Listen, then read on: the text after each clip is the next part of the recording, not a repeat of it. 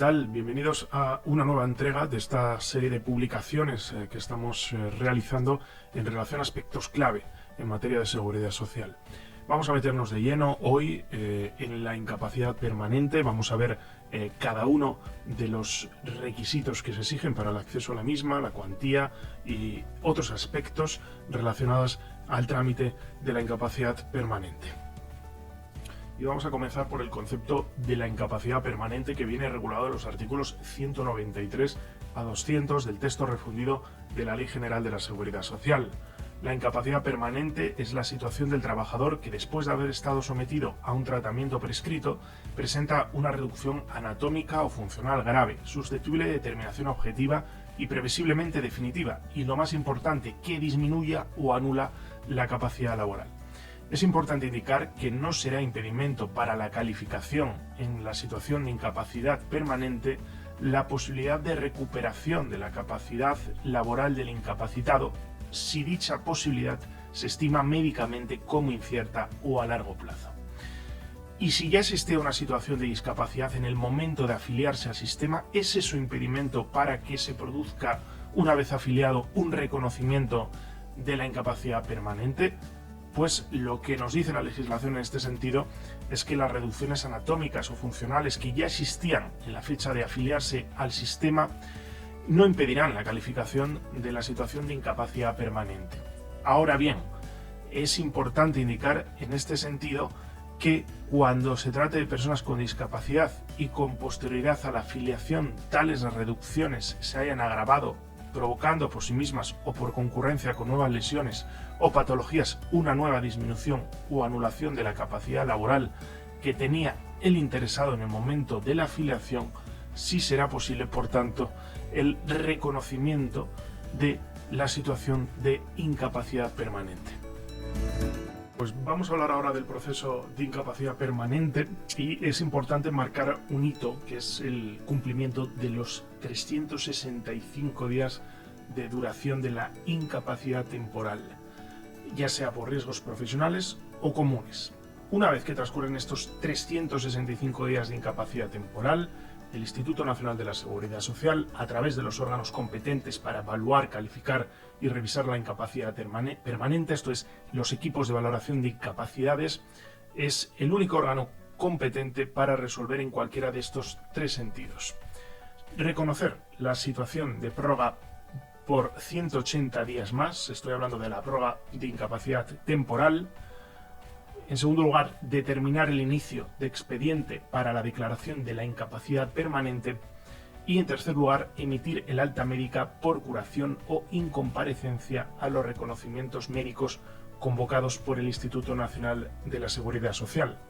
De igual modo, el Instituto Nacional de la Seguridad Social es el único competente para emitir una nueva baja médica en la situación de incapacidad temporal cuando aquella se produzca en un plazo de 180 días naturales posteriores a la antes citada alta médica por la misma o similar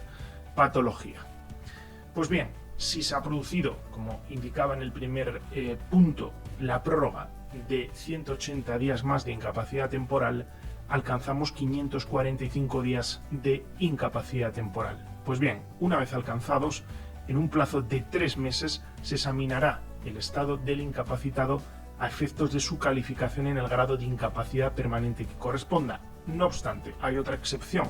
Si el beneficiario de incapacidad temporal continúa necesitando tratamiento médico por la expectativa de recuperación o mejora de su estado con vista a que pueda reincorporarse laboralmente, siendo aconsejable por su situación clínica demorar la calificación de incapacidad permanente, esta podrá retrasarse por el periodo preciso, pero que en ningún caso podrá rebasar los 730 días siguientes a la fecha en la que se haya iniciado la incapacidad temporal. Por otro lado, es importante indicar que la incapacidad permanente habrá de derivarse con carácter general de una previa situación de incapacidad temporal. No obstante, hay 3 supuestos en los que es posible que la incapacidad permanente no derive de incapacidad temporal, como son los siguientes que voy a citar. El primero de ellos, encontrarse en situación asimilada a la de alta, de las previstas en el artículo 166 del texto refundido de la Ley General de la Seguridad Social, por ser El segundo de ellos, trabajador asimilado a cuenta ajena, es el caso, por ejemplo, de los consejeros y administradores de sociedades mercantiles. O el tercer punto y el último, cuando se acceda a la incapacidad permanente desde la situación de no alta, prevista a tal efecto en el artículo 195 del texto refundido de la Ley General de la Seguridad Social. Bueno, lo que respecta a los grados de la incapacidad permanente, tenemos que aludir al artículo 194 del texto refundido de la Ley General de la Seguridad Social, que señala que la incapacidad permanente, cualquiera que sea su causa determinante, se clasificará en función del porcentaje de la reducción de la capacidad de trabajo del interesado, valorado de acuerdo con una lista de enfermedades que tiene que aprobarse reglamentariamente. En primer lugar, hablamos de la incapacidad permanente parcial, seguida de la incapacidad permanente total, incapacidad permanente absoluta y de la gran invalidez. Esos son los 4 grados de incapacidad permanente. La calificación de incapacidad permanente, en sus distintos grados, se determinará en función del porcentaje de la capacidad de trabajo que reglamentariamente se establezca. A los efectos de la determinación del grado de la incapacidad, se tendrá en cuenta la incidencia de la reducción de la capacidad de trabajo en el desarrollo de la profesión que ejercía el interesado o del grupo profesional en que aquella se encuadraba, antes de producirse el hecho causante de la incapacidad permanente. Los distintos grados de incapacidad permanente se diferencian de la siguiente manera. Por tanto, vamos a ir viéndolos uno a uno. El primero de ellos, la incapacidad permanente parcial, es aquella situación de incapacidad permanente que, sin alcanzar el grado de total, ocasiona al trabajador una disminución no inferior al 33% en su rendimiento normal para dicha profesión, sin impedirle la realización de las tareas fundamentales de la misma. En segundo lugar, la incapacidad permanente total es la que inhabilita al trabajador para la realización de todas o de las fundamentales tareas de la profesión habitual, siempre que pueda dedicarse a otra distinta. Junto con la incapacidad permanente total, esto es importante matizar, existe como especialidad la denominada cualificada, es decir, incapacidad permanente total cualificada cuando por la edad, estamos hablando de un mínimo de 55 años de edad,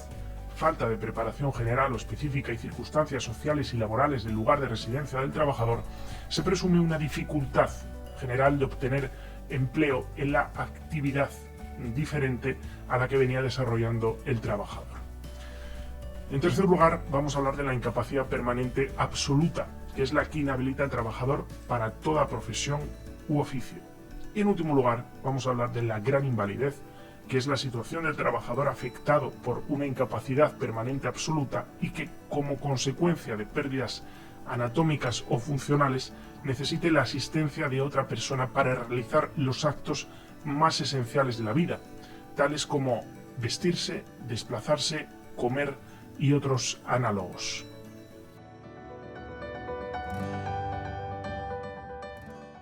Bueno, vamos a hablar ahora de la cuantía de la pensión de incapacidad permanente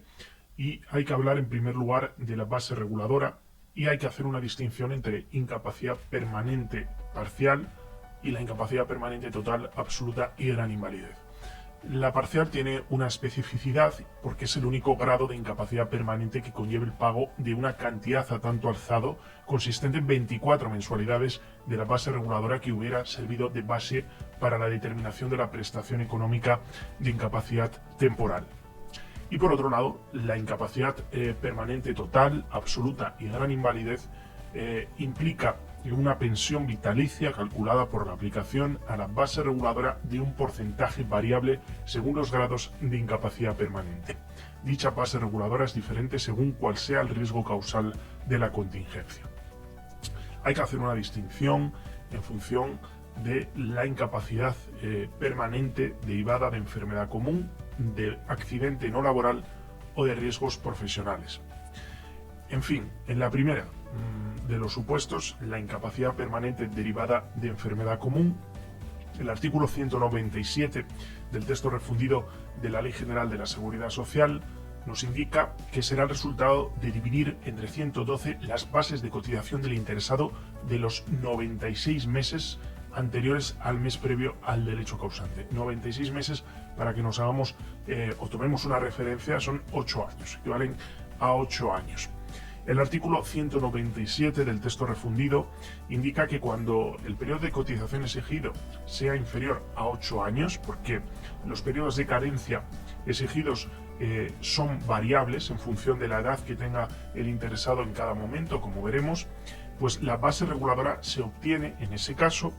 dividiendo las bases mensuales de cotización de dicho periodo mínimo de cotización exigido de 8 años por el número de meses a que dichas bases se refiere, es decir, 96 meses, multiplicándose este divisor por 1,1666. Es por tanto que, como vemos en la imagen de forma más clara, porque dicho de forma oral puede parecer más complejo, pero como lo vemos en pantalla, yo creo que pues sirve para un poco clarificar la forma de cálculo de la base reguladora. Hay que hacer también ahora una distinción importante, o una matización, mejor dicho, importante, para los supuestos en los que existan lagunas de cotización. Como se hace también en la pensión de jubilación, cuando existan lagunas de cotización que existen en aquellos periodos en los que no se ha cotizado y por tanto hay lagunas en blanco, a cero, pues bien, en esos casos las primeras 48 mensualidades se integran con la base mínima de entre todas las existentes en ese momento y el resto de mensualidades con el 50% de dicha base mínima. Hay que hacer también una alusión especial a la actualización de las bases de cotización. Las bases correspondientes a los 24 meses anteriores al mes previo al derecho causante se computan por su valor nominal, mientras que las restantes se actualizan conforme al índice de precios de consumo. Bueno, vamos a hablar ahora de la incapacidad permanente y del cálculo de la base reguladora cuando la incapacidad deriva de un accidente no laboral. Aquí hay que hacer una distinción en cuanto si el trabajador se encuentra en alta o situación asimilada al alta, en cuyo caso la base reguladora será el cociente que resulte dividir 28 por la suma de 24 meses de cotización ininterrumpidos elegidos por el beneficiario en los 7 años inmediatamente anteriores al hecho causante, y la otra distinción si el trabajador no se encuentra en alta. Por otro lado, vamos a hablar de la base reguladora cuando deriva de riesgos profesionales. En este caso, está integrada por el salario real, y ese salario real se calcula conforme a lo establecido reglamentariamente. Y vamos a hablar ahora de los porcentajes aplicables, y hay que hacer una distinción entre el grado de incapacidad permanente. En primer lugar, vamos a hablar de la incapacidad permanente total, y en cuyo caso el porcentaje será del 55%. Excepcionalmente, esta pensión puede sustituirse por una indemnización a tanto alzado si se solicita en los 3 años siguientes a la concesión de la pensión con los siguientes requisitos: que el beneficiario tenga menos de 60 años de edad, que la incapacidad permanente se presuma irreversible y que el beneficiario trabaje o bien invierta la indemnización en nuevas fuentes de ingreso siempre que acredite tener aptitud suficiente para el ejercicio de la actividad de que se trate. En segundo lugar, hablamos de la incapacidad permanente cualificada, a la que ya aludíamos anteriormente,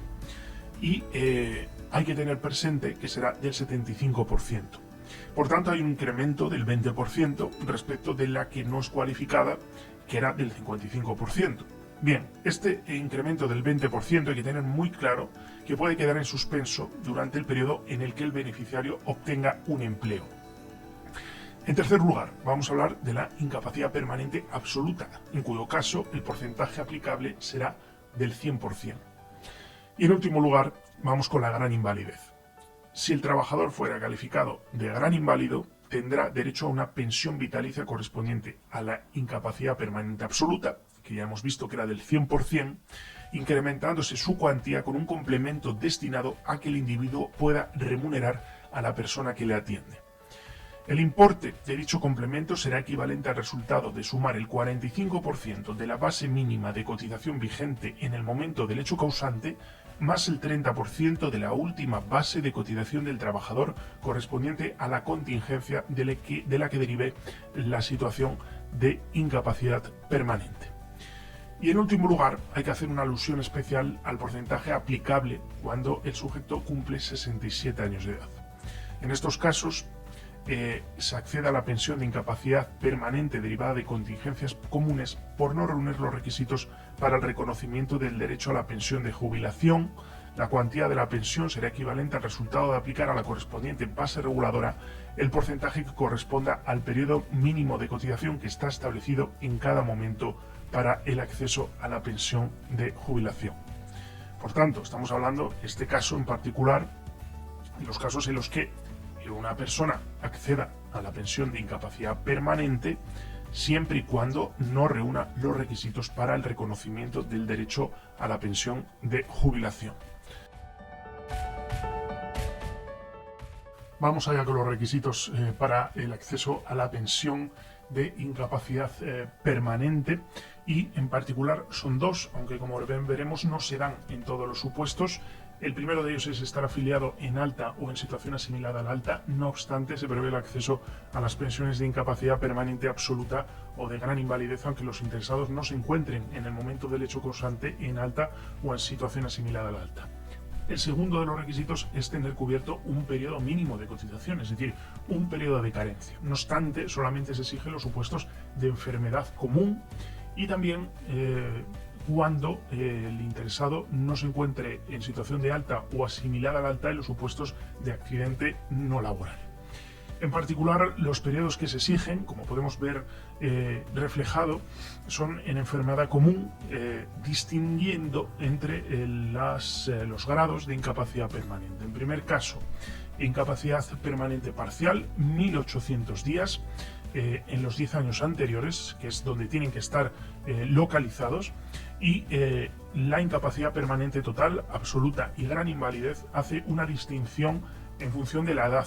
del interesado en acceder a la pensión de incapacidad permanente. Si tienes menos de 31 años y si tienes más de 31 años, se te exigirá un periodo de cotización determinado, desde el cumplimiento de una determinada edad, en un caso 16 años, hasta que se produce la incapacidad permanente, y en el otro caso un determinado periodo de tiempo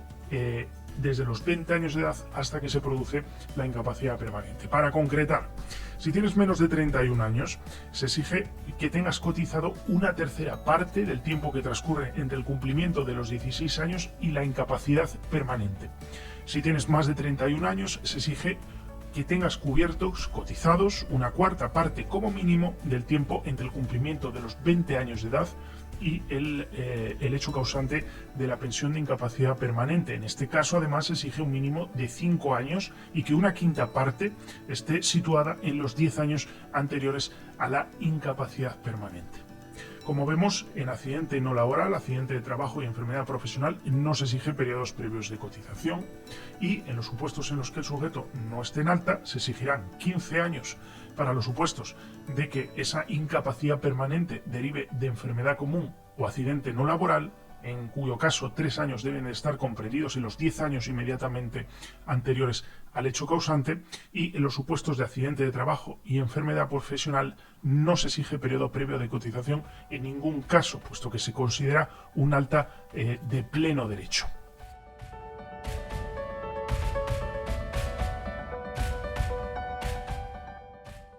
Bueno, vamos a hablar ahora del nacimiento, duración y extinción del derecho a la pensión de incapacidad permanente, así como lo relativo a las compatibilidades e incompatibilidades. En lo que tiene que ver con el nacimiento de la pensión de incapacidad permanente, el hecho causante de la prestación se entenderá producido en la fecha en la que se haya extinguido la incapacidad temporal de la que derive la incapacidad permanente. En los supuestos en que la incapacidad permanente no esté precedida de una incapacidad temporal o ésta no se hubiera extinguido, se considerará producido el hecho causante en la fecha de emisión del dictamen propuesta del equipo de valoración de incapacidades. Sin embargo, el abono de la pensión comenzará a partir del momento de la calificación de la incapacidad permanente, es decir, de la emisión de la resolución que reconoce la incapacidad permanente por parte del Instituto Nacional de la Seguridad Social, y es que desde la extinción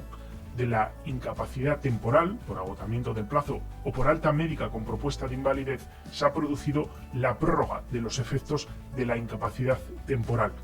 En este caso, el pago del subsidio se hace directamente por la entidad gestora o aseguradora, desapareciendo la obligación de cotizar por parte de las empresas. Por consiguiente, la pensión de invalidez permanente comenzará a cobrarse a partir de la resolución del Instituto Nacional de la Seguridad Social, salvo que la cuantía de dicha pensión sea superior al subsidio de incapacidad temporal prorrogado, en cuyo caso el percibo de la pensión se retrotraerá al momento de la extinción de la incapacidad temporal, deduciéndose las cantidades que se hubieran satisfecho por razón de la prórroga de efectos de la incapacidad temporal. Si no se reconociese el derecho a la prestación por incapacidad permanente, el trabajador no tiene la obligación de devolver lo percibido como subsidio de incapacidad temporal prorrogado.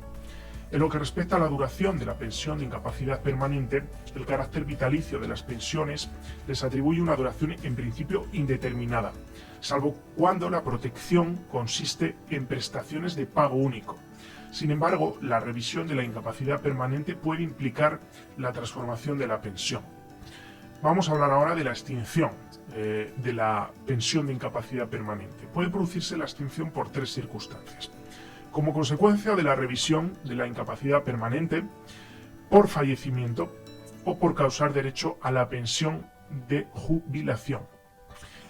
En lo que respecta al primero de ellos, hablando de la revisión de la pensión de incapacidad permanente, hay que tener presente que puede producirse también por tres motivos diferentes.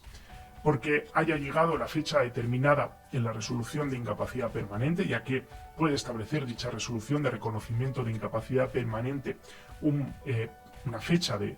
revisión de la misma. En el segundo supuesto, por ejercicio de cualquier trabajo, es decir, porque en este caso el pensionista haya comenzado a ejecutar algún trabajo, ya sea por cuenta ajena o por cuenta propia. Y en el tercer supuesto, porque se haya producido un error en el diagnóstico. En lo que respecta a las compatibilidades e incompatibilidades, la incapacidad permanente parcial y la incapacidad permanente total para la profesión o grupo profesional, con excepción de la cualificada, son compatibles con la actividad laboral siempre y cuando las funciones no coincidan con aquellos que dieron lugar a la incapacidad permanente total. Las pensiones vitalicias en caso de la incapacidad permanente absoluta o de gran invalidez no impedirán el ejercicio de aquellas actividades, sean o no lucrativas, compatibles con el estado del inválido y que no representen un cambio en su capacidad de trabajo.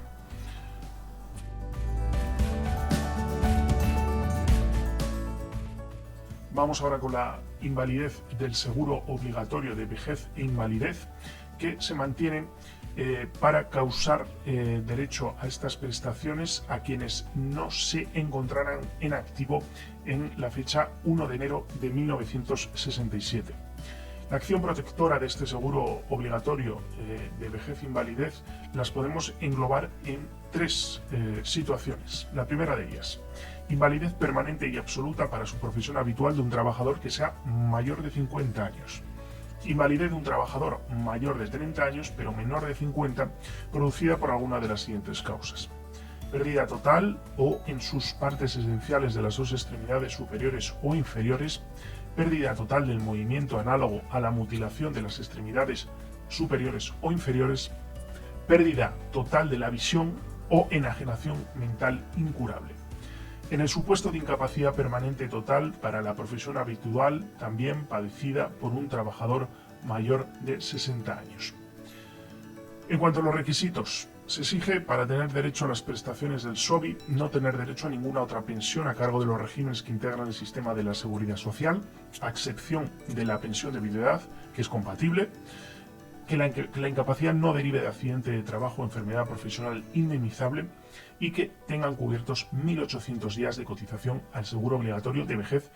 o invalidez. La cuantía de la pensión se calcula de la siguiente forma. Si existe concurrencia con otras pensiones, se otorga únicamente la pensión básica, pero si no existe concurrencia, se concede la pensión básica más las mejoras. En lo que respecta al nacimiento, nace cuando se produce el hecho causante. El derecho se hará efectivo desde el día 1 del mes siguiente a aquel en que tenga entrada la solicitud.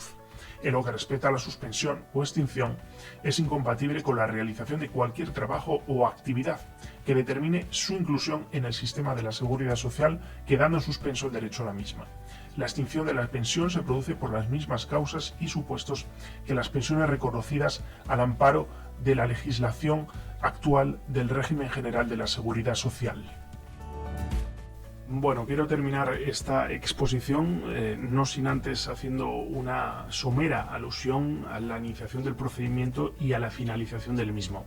Hay que tener presente que el procedimiento para evaluar la incapacidad en orden al reconocimiento de la incapacidad permanente puede producirse por tres motivos diferentes, por tres causas que dan origen a la misma, y es, en primer lugar, de oficio, por propia iniciativa de la entidad gestora o como consecuencia de la petición razonada de la Inspección de Trabajo y Seguridad Social o bien del Servicio de Salud correspondiente para gestionar la asistencia sanitaria de la Seguridad Social. En segundo lugar, a instancia del trabajador o su representante legal. Y en tercer lugar, a instancia de las mutuas o de las empresas colaboradoras en aquellos asuntos que le afecten directamente. En relación al plazo de máximo para resolver el procedimiento, será de 135 días. No obstante lo anterior, cuando la resolución no se dicte en el plazo indicado, la solicitud debe entenderse denegada por silencio administrativo, en cuyo caso el interesado puede presentar reclamación previa a la vía judicial ante el orden jurisdiccional social. Bueno, pues este es ya el punto y final a esta publicación en relación a un aspecto muy relevante del sistema de la seguridad social, como es el relativo a la protección por incapacidad permanente, y creo que hemos resaltado de una forma más o menos detallada cada uno de los aspectos más relevantes de esta prestación. Por tanto, seguiremos publicando en próximas jornadas, en próximas semanas y meses, aspectos que consideremos más relevantes para que os pueda ser de la máxima utilidad.